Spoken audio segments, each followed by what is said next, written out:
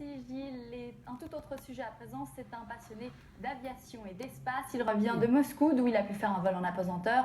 Une belle expérience qu'il vient partager avec nous. Boris Sutter, bonsoir. Bonsoir Cynthia. Comment est-ce que ça se passe? Est-ce qu'un jour on se réveille et on se dit on va faire un vol en apesanteur? Je pense qu'à force de voir les cosmonautes et les astronautes actuellement dans la Station spatiale internationale, ça titille un petit peu cet esprit d'aventure, cet esprit de conquérant. Et moi, étant un passionné d'aviation depuis des années, j'ai eu la chance de passer plusieurs brevets de pilote, d'avions, d'hélicoptères, d'hydravions. Mais il manquait cette petite touche d'astronautique dans ma vie. Et j'ai eu cette option, cette C'est pas opportunité. totalement par hasard.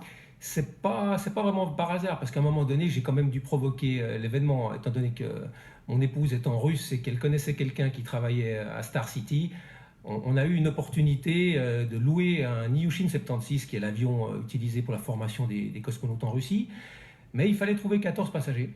Et 14 passagers qui payaient un prix relativement élevé. Pour le citer, c'est entre 6 500 et 7 000 francs par personne. Donc j'ai pu trouver 6 à 7 personnes, mais j'ai pas réussi à remplir l'avion. Donc j'ai dû annuler en fait la réservation. Et par la suite, j'ai appris, comme par miracle, qu'une start-up suisse, S3 Swiss Space System, était sur le point de lancer la même chose au départ de la Suisse, au départ de Payerne.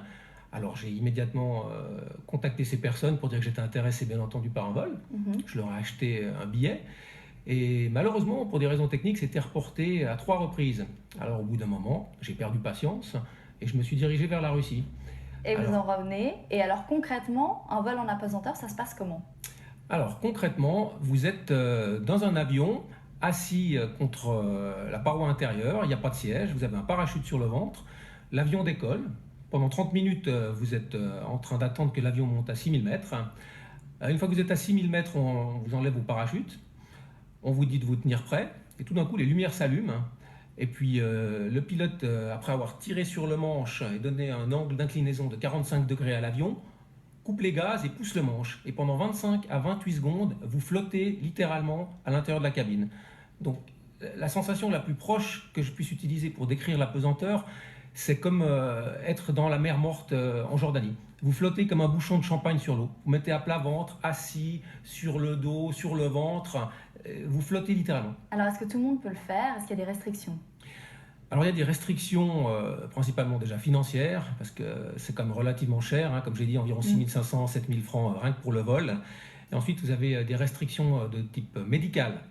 Vous devez passer un examen médical avant de partir, dans ce cas-là, en Russie, à Star City. Et on vous demande surtout d'avoir une pression artérielle qui ne dépasse pas 15-10. Une fois que vous avez une autorisation de votre médecin qui confirme qu'il n'y a aucune contre-indication à ce que vous effectuiez un vol en apesanteur, vous présentez votre document à Star City, chez les médecins qui s'occupent en général des cosmonautes, qui leur donnent le feu vert pour aller dans l'espace. Et là, on va vous contrôler votre température, on va contrôler votre pouls, votre tension artérielle et votre dossier médical. Si vous passez ces 4 étapes, en 10 minutes, ça peut être réglé et vous êtes dans l'avion tout de suite après. Et puis concrètement, alors est-ce que, enfin il faut expliquer, c'est vraiment des touristes qui sont avec vous ce jour-là, c'est des vols qui sont organisés spécialement pour ceux qui ont envie de vivre cette expérience. Alors exactement, il y a actuellement 3 possibilités de voler en apesanteur. Vous pouvez le faire aux États-Unis dans un Boeing 727, en France dans un Airbus A310 ou en Russie dans un Ilyushin 76. En Russie, ils organisent 35 vols par année, dont 10 sont réservés pour, entre guillemets, monsieur et madame tout le monde. Si vous avez une bonne santé, vous avez les moyens et que vous faites les démarches nécessaires pour avoir votre visa, vous pouvez le vivre. Donc 10 vols par année, maximum 14 passagers à bord. Donc c'est faisable. Vous êtes prêt à recommencer, Boris Sutter? Ah oui, j'aimerais bien repartir l'été prochain, et cette fois-ci, ça serait pour simuler la sortie dans l'espace qui peut se faire dans une piscine qui s'appelle l'Hydrolat. Eh ben, c'est tout ce qu'on vous souhaite en tout cas. Merci d'avoir partagé votre expérience avec nous et bonne soirée. Je vous remercie, Cynthia, bonne soirée.